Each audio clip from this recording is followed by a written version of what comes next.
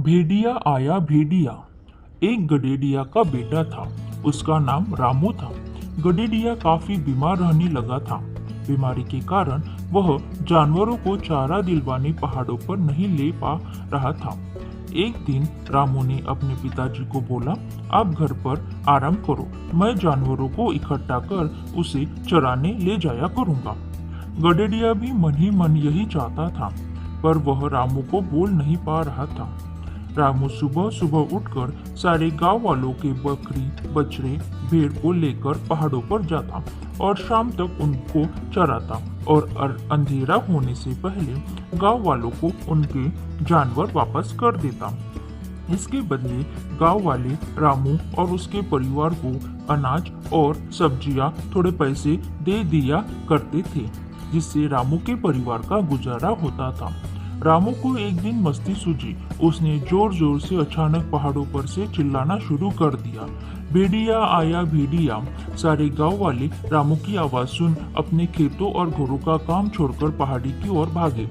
जब गांव के लोग पहाड़ी पर गए तो रामू हंसने लगा और बोला, मैं तो यूं ही मस्ती कर रहा था।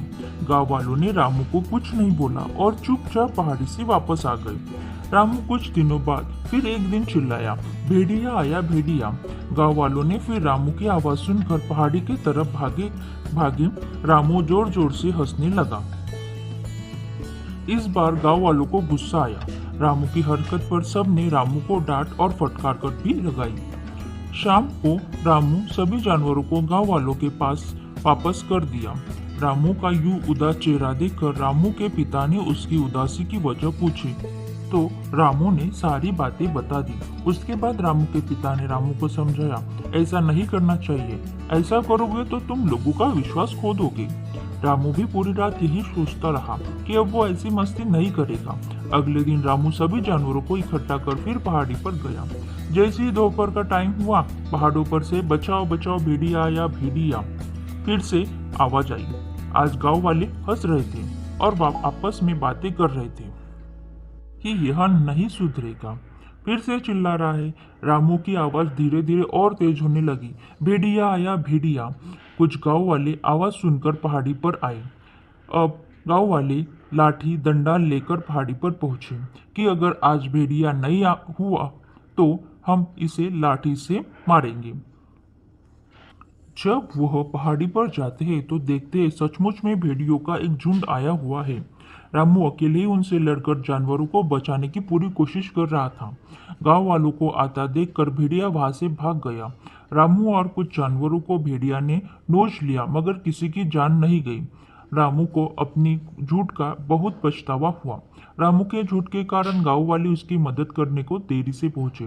गांव वालों को रामू पर जो गुस्सा था वह खत्म हो गया, क्योंकि आज रामू ने बहादुरी के साथ जानवरों की जान बचाई थी। इस कहानी से हमें यह शिक्षा मिलती है कि कभी झूठ नहीं बोलना चाहिए। किसी का विश्वास खोना आसान है, पर पाना मुश्किल है। तो बच्चों, आपने कहानी तो सुन ली होगी, तो आइए अब 3 सवाल के जवाब आप कमेंट बॉक्स में दीजिए। पहला सवाल, रामू किसका बेटा था? दूसरा सवाल, गांव वाले रामू को क्या देते थे जिससे रामू के परिवार का गुजारा होता था? तीसरा सवाल, इस कहानी से हमें क्या सीखने को मिलता है?